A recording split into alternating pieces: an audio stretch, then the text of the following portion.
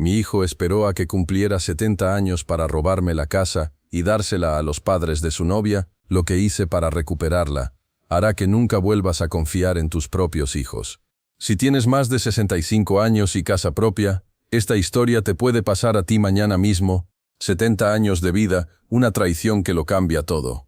Me duelen las rodillas al levantarme cada mañana. Las pastillas para la presión están junto al café. Esta es mi rutina desde que Elena murió hace 9 años. Pero nada me preparó para lo que mi hijo David me hizo el día que cumplí 70. Papá, tenemos que hablar, me dijo esa mañana, entrando a mi cocina como si fuera suya. Ustedes que trabajaron toda la vida lo entenderán. Esta casa no es solo 4 paredes. Es sudor, lágrimas, sacrificio. Pero lo que descubrí después me hizo darme cuenta de que había criado a un extraño. Era 1983. Elena y yo teníamos 28 años. Trabajaba 12 horas en la fábrica textil. Ella cosía para las vecinas hasta que se le hinchaban los dedos. Miguel, me decía por las noches, contando monedas, algún día tendremos nuestra casita. Vivíamos en un cuarto alquilado. Las cucarachas eran nuestras compañeras. Pero teníamos un sueño. 5 años ahorramos. 5 años comiendo arroz con frijoles. 5 años usando la misma ropa remendada. Hasta que encontramos una casita en el barrio Santa Rosa. 3 cuartos, un patio pequeño. Precio, $8,000. ¿Tienen el dinero?, nos preguntó don Aurelio, el dueño, mirándonos con desprecio. Elena me apretó la mano. ¿Nos dan un mes? Don Aurelio se rió. Un mes, ni un día más. Pero nos faltaban un oliador, y solo teníamos 30 días. Vendimos todo. Los anillos de boda de Elena, mi reloj del papá, hasta la máquina de coser. Pedimos prestado a familiares, a amigos, a desconocidos. Trabajé turnos triples. Elena cosía de madrugada. La noche antes del plazo, nos sentamos en nuestro cuarto vacío. Nos faltaban $300. Se nos acabó. Lloré. No podemos. Elena me tomó la mano. Sus ojos brillaban. Mañana le contamos nuestra historia a don Aurelio. Le decimos la verdad. ¿Para qué? Ya decidió. Porque los milagros existen, Miguel. Al día siguiente, con las manos temblando, le conté a don Aurelio sobre nuestros sacrificios, sobre nuestros sueños, sobre los hijos que queríamos tener. El viejo nos miró largo rato, luego dijo, los 300 pueden esperar, la casa es suya. Cuando recibí las llaves, lloré como niño. Esta casa era nuestra. Pero lo que no sabía era que 40 años después, mi propio hijo me las quitaría. David nació en 1987. Esta casa se llenó de risas. Con mis propias manos construí un cuarto extra. Planté el naranjo del patio. Pinté cada pared. Papá, me decía David de niño, ¿por qué cuidas tanto la casa? Porque es nuestro tesoro, hijo. Algún día entenderás. Qué equivocado estaba. Elena cocinaba los domingos. Toda la familia reunida. David estudiaba en la mesa de la cocina. María jugaba en el patio. Éramos felices, completos. David se graduó de administración. Se casó con Sandra. Tuvieron 2 hijos hermosos. María se hizo enfermera. Se mudó a otra ciudad, pero visitaba seguido. Yo pensaba, qué suerte tengo, buenos hijos, buena familia. Cuando Elena murió en 2015, David y Sandra me consolaron. Venían seguido. Traían a los nietos. No te preocupes, papá, me decía David, estamos aquí para ti. Por 9 años creí en esas palabras. Hasta que cumplí 70, empezó sutil, comentarios inocentes. Papá, no es muy grande esta casa para ti solo. Las escaleras están peligrosas, papá. Podrías vivir más cómodo en un lugar más pequeño. Al principio los ignoré. Esta es mi casa, les decía. Pero siguieron insistiendo.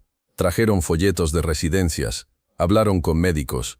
Es por tu seguridad, papá, decía Sandra con lágrimas falsas. Hasta María llamó desde la otra ciudad. Papá, estaría más tranquila si estuvieras en un lugar seguro. La presión era constante, pero yo me mantuve firme. Esta es mi casa. Aquí viví con Elena. Aquí moriré. O eso pensaba. Mi cumpleaños 70. David llegó con papeles. Papá, tengo una propuesta, para proteger la casa. Me explicó sobre algo llamado usufructo vitalicio. Yo podría vivir aquí hasta morir, pero la casa estaría a su nombre. Es solo un papel, papá. Tú sigues siendo el dueño real. Trajeron un abogado. Todo parecía legal. Correcto. Así evitamos problemas con el gobierno, me dijo Sandra. Protegemos el legado de Elena. Hasta lloraron cuando firmé. Gracias por confiar en nosotros, papá. Firmé. Dios mío, firmé. Fue el día más estúpido de mi vida. Pero no lo sabía todavía. Los primeros meses, todo siguió igual. Visitas, llamadas, nietos corriendo por la casa. Pero algo cambió.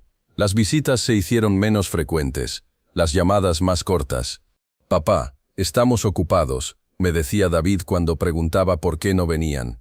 Una noche, desde mi ventana, vi a David hablando con unos señores desconocidos en la calle. Señalaban mi casa. ¿Quiénes eran?, le pregunté al día siguiente. Nadie importante, papá. Cosas del trabajo.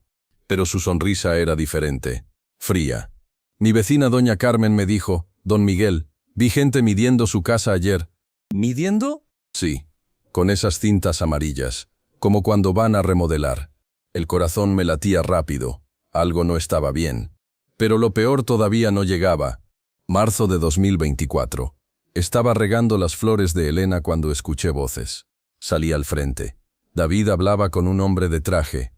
¿Qué pasa aquí? David se volteó. Su cara era la de un extraño.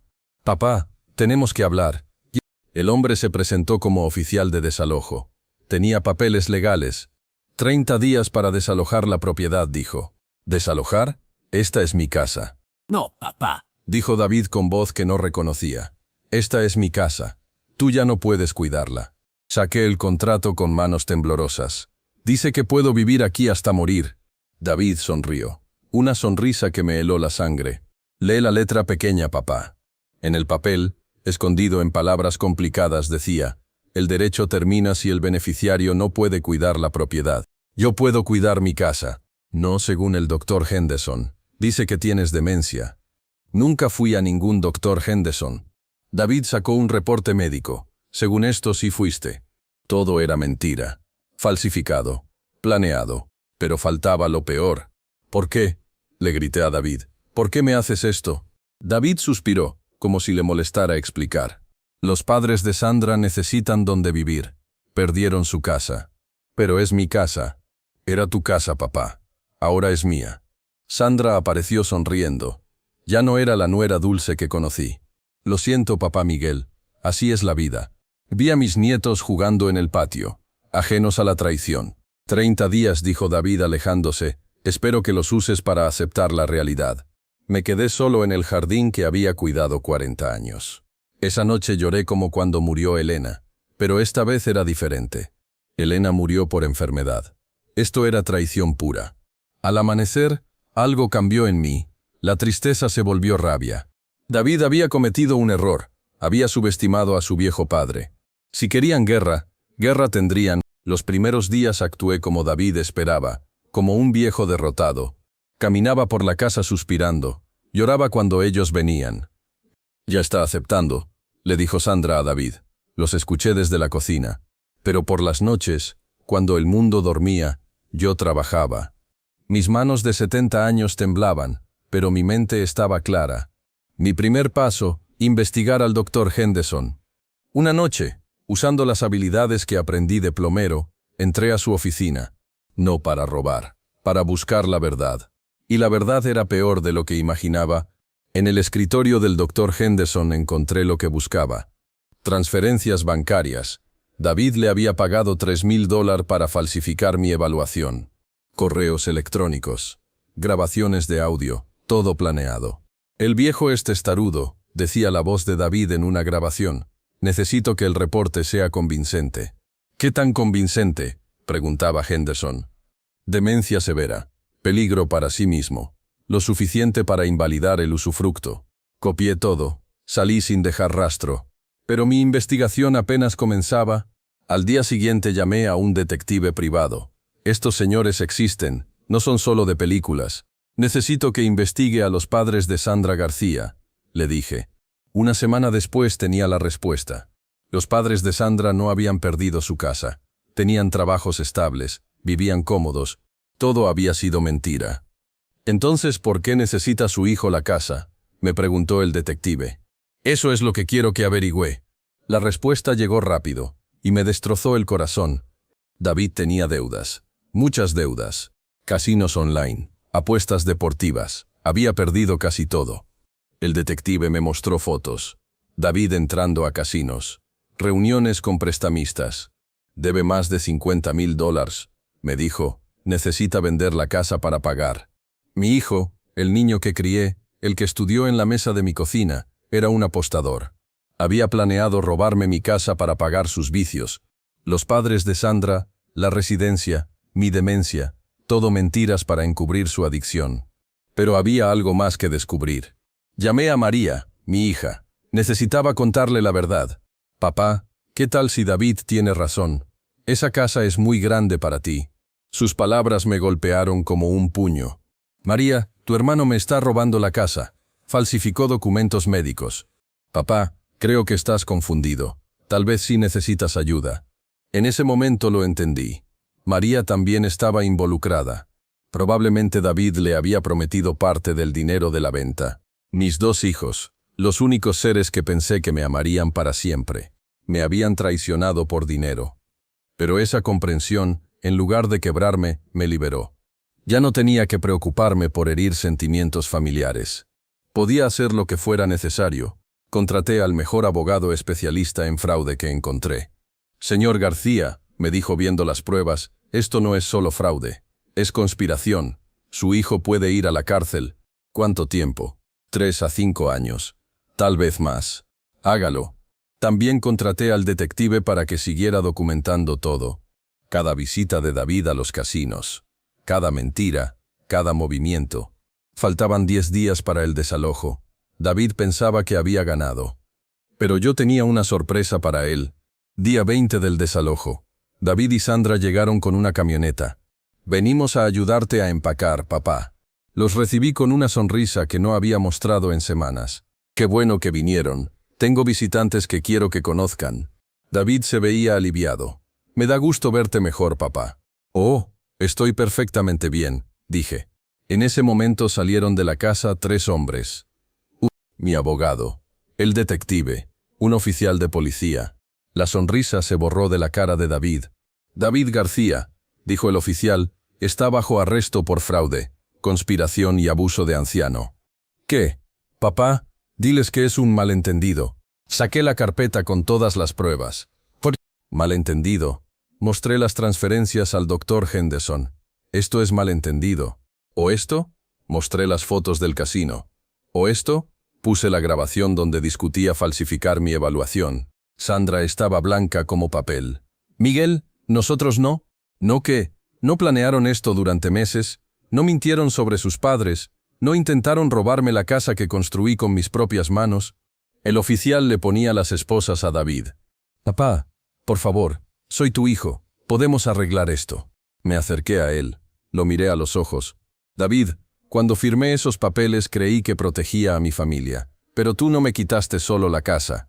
Me quitaste la confianza, el amor, la fe en mi propia sangre. Papá, yo, pensaste que era un viejo tonto que podías engañar, pero olvidaste algo importante. Soy el mismo hombre que luchó 5 años por esta casa, y haré cualquier cosa para protegerla. Se lo llevaron esposado. Sandra trataba de seguirlo. Señora, le dijo mi abogado, usted también está siendo investigada. Busque un abogado. Cuando se fueron, me quedé solo en mi jardín. Había ganado, pero el sabor de la victoria era amargo. Había recuperado mi casa, pero había perdido a mi familia para siempre. David fue condenado a 3 años de cárcel.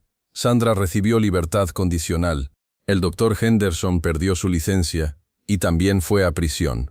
La casa seguía siendo mía, legalmente, completamente. Pero María nunca me perdonó. Enviaste a tu propio hijo a la cárcel, me gritó por teléfono. Él se envió solo cuando decidió robarme. Pero es familia. ¿Familia? ¿Dónde estaba la familia cuando planeaba quitarme mi casa?